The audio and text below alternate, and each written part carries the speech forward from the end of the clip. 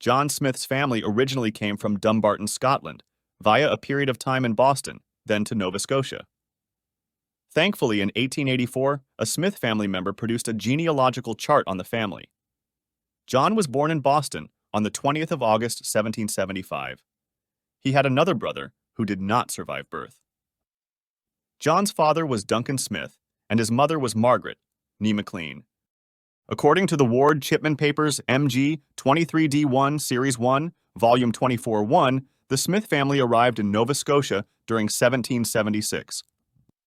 According to the Smith family records, the family first went to Halifax where Duncan applied his blacksmith trade.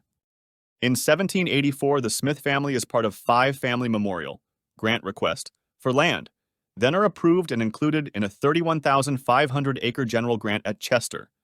This is when they arrive in the area.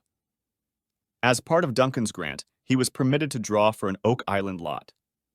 The island shares document covering the post-Loyalist period and dating to 1784 indicates Duncan to own lot 24. Duncan sold this lot to Ambrose Allen on the 24th of February 1785 for £10 Halifax money. Duncan dies at some point between the sale of this property and 1788. His passing is not recorded in the Chester records, nor is it recorded at the Lunenburg County level. No grave marker exists, no will, and even the family records do not give an exact date. I can only conclude that he did not die in the Chester area.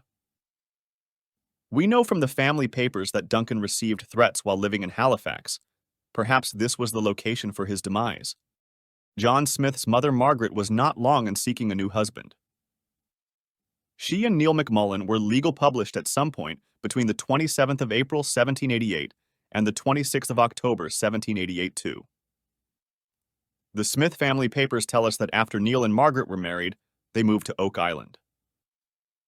Neil purchased Lot 11 on the 6th of October 1789 from Daniel Vaughan, then Lots 9 and 10 on the 17th of June 1793 from Martin Marshall.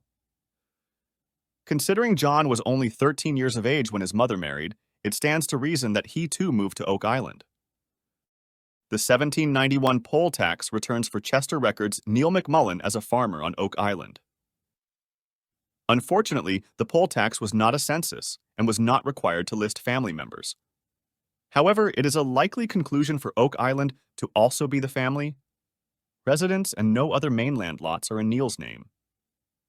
The family records, deeds, and poll tax, when all combined, indicate the family was living on Lot 11. On the 26th of June, 1795, John Smith of Chester, Yeoman 3, purchased Lot 18 from Caspar Wallenhaupt for £7 10 shillings currency. The deed itself, or rather the deed registration process, falls outside of the established process for Chester Township properties.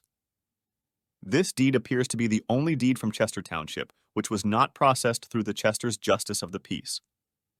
Chester's JP was required to maintain the proprietor papers and island shares document, thus all deeds would pass through him for recording. He would then forward an administrative note to Lunenburg to have the deed filed in the County Book of Deeds. John Smith's deed totally circumvents this process. The Smith family papers say John and Anne Floyd married on the 2nd of May, 1799. Their first child, Neil McMullen Smith, was born on the 11th of November, 1800. John and Anne would go on to have 11 more children, with the last being Elizabeth born in 1829. The family papers record all of these children being born on Oak Island, with 7 also dying on Oak Island.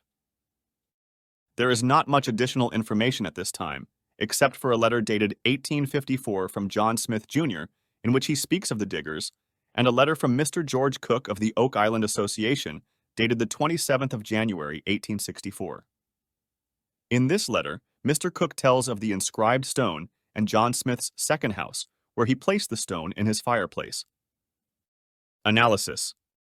The facts tell of a much different story to John Smith and illuminates a much different history of the island than was supposedly passed by Anthony Vaughan Jr. to Robert Creelman in 1849. From that information, the legend took form.